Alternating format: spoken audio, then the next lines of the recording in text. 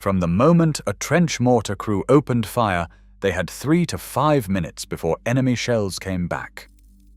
Life expectancy, under 10 minutes. Britain entered 1914 with no mortars and no doctrine for the men who would fire them. By 1917, those crews were among the deadliest and most despised soldiers on the Western Front, hated by their own side, feared by the enemy, and erased from history. It all traces back to one catastrophic oversight.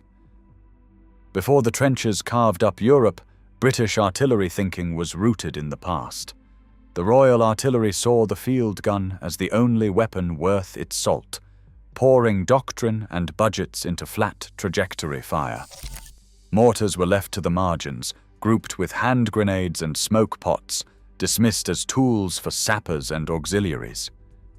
The War Office's inventory in 1913 listed not a single trench mortar.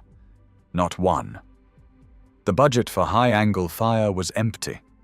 This was not oversight. In 1912, the Artillery Committee's minutes labeled mortars as inefficient stopgap weapons, not worth serious attention. Anything that could not lob shells for miles was a relic, a curiosity from old sieges. When Lieutenant Colonel Stokes brought forward his mortar design in 1915, the Admiralty's Munitions Committee rejected it outright, as too different and too reliant on ammunition that did not exist in British stores. Tradition and logistics shut the door on innovation. The issue was not lethality, but lack of pedigree. Across the Channel, the German Imperial Army was quietly building an arsenal. By August 1914, they had over 150 Minenwerfers, purpose-built to drop high explosives into enemy trenches. German doctrine spelled out their value. Mortars did what field guns could not, reaching behind parapets, smashing dugouts, breaking the deadlock. Mortar companies trained under the Artillery Inspectorate, core to the war plan. In Britain, those assigned to mortars were not even seen as real artillerymen. They were auxiliaries, stripped of status. The War Office's blind spot left the army with 0 mortars, 0 doctrine, and a costly gap that would soon become impossible to ignore. A trench mortar is a steel tube, short, squat, set between 45 and 75 degrees, its mouth aimed at the enemy. The British Stokes model is almost primitive: smooth-bore barrel, bolted base plate, thin bipod. There's no breech, no rifling, no complex parts. A 3 or 4 man crew hauls the tube into a shallow pit, checks the angle with a battered clinometer, and lines up the bombs. Each round is a stubby cylinder with an impact primer at the nose. The loader drops it down the tube, and gravity takes over. When the bomb hits the fixed firing pin at the base, the propellant ignites. There's no safety catch. One slip, and the crew disappears. The Stokes drop fire system is brutally simple. No lanyard, no trigger, just the bomb's weight meeting steel. The arc is visible, a slow climb, then a sharp fall. Firing tables, based on Stokes's patent, are scribbled on scraps, but real adjustments come by eye and instinct. The crew shifts the tube degree by degree, sweating over every angle. At 100 to 200 meters, mistakes are measured in feet. The effective range reaches 500 meters, but accuracy fades with distance. The commander shouts corrections, the assistant hands up bombs, the loader feeds the tube. A practiced team might fire 25 rounds a minute, but the pace is frantic, the tube heating, the baseplate sinking into mud. Mortar crews crouch behind sandbags, exposed. Every flash, every shell's arc betrays their position. The Stokes' simplicity is its strength, and its fatal weakness. A mortar crew's countdown begins the moment the first bomb leaves the tube. The loader drops the shell, hears the dull metallic thud, and for a heartbeat, there is only the arc, a slow, almost graceful climb through grey air. Then everything changes. Enemy spotters, always watching, note the muzzle flash. The clock starts ticking. 3 minutes, maybe 5, until the return fire comes. After-action reports lay it out with chilling precision. The average time between a mortar's first shot and incoming enemy shells is 4 minutes, sometimes less. Crews know this. They count in their heads, hands shaking as they fumble for the next round. The gunner's knuckles are white on the bipod, the assistant already scanning for a way out. Every shot is a signal flare, an invitation for the enemy to strike back.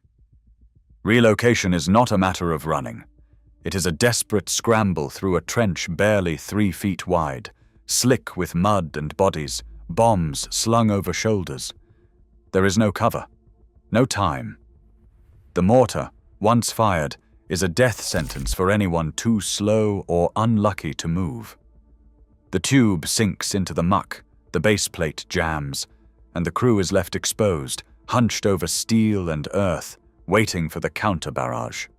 Survivability statistics are brutal. Once engaged, a mortar crew's life expectancy drops below 10 minutes. Loader, gunner, assistant, each man knows the odds. The pitiless math of the Western Front leaves no room for hope. In those final minutes, every sense is tuned to the shriek of incoming shells, the vibration of the ground, the smell of cordite and fear. And then, infantrymen watched the mortar teams arrive with dread. To them, these were not comrades bringing support, but harbingers of disaster. A letter from Private William H. Thomas, written in May 1917, captured it in a single scalding line: the most unwelcome visitors imaginable. We begged them to leave before they got us all killed. The presence of a Stokes mortar in the trench meant every man nearby was one flash away from annihilation. Grumbling turned to outright threats.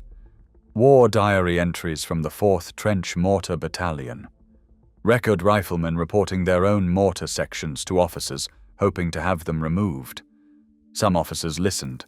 Orders for separate billets appear in battalion records, pushing mortar crews into isolated dugouts at the end of the line. At mess, they ate alone. In the darkness, they slept apart, marked out by the very weapon they served. The line between enemy and ally blurred. Mortarmen became outcasts, blamed for every shell that landed close. The contempt was relentless, and it left scars deeper than shrapnel. But the German mortarmen faced a mirror just as grim. The German Minenwerfer, heavy, squat, and brutal, became a legend in the mud of Verdun. French infantry gave it a name they spat through their teeth: the moaning Mini. The sound was unmistakable. Not the sharp crack of a field gun, but a deep animal moan that seemed to crawl along the ground before the shell arrived. Survivors described it as a wolf's howl, a sound that froze men in their dugouts and left them clutching the earth. German manuals instructed crews to exploit this terror, firing in short, overlapping salvos that kept enemy heads down and nerves frayed. At Verdun in 1916, the Minenwerfer was not just a weapon. It was a siege engine. French post-battle reports, filled out in the ruins, estimated that nearly 60% of trench destruction in the core sectors came from these mortars. Dugouts collapsed, communication trenches vanished, and entire sections of the line simply ceased to exist. The French called it annihilation by percussion. The crews who served these mortars worked under constant threat, exposed and despised, but their effect was undeniable. The Minenwerfer's slow, visible arc and that dreadful moan marked the beginning of every German assault. And for those on the receiving end, there was no time to run, only time to wait for the ground to open. But the numbers that followed would reveal just how much blood and earth the mortars claimed, on both sides. The record keepers counted mortars by the crate, not by the cost. Ministry of Munitions ledgers from 1917 list 1,636 Stokes mortars delivered to the Western Front. Each one a steel tube, each one a sentence for its crew. Production lines ran day and night, but the men behind the tubes vanished into the margins of the paperwork. Medical Corps estimates, buried in quarterly returns, attribute 30 to 40% of all infantry casualties in static sectors to mortar fire.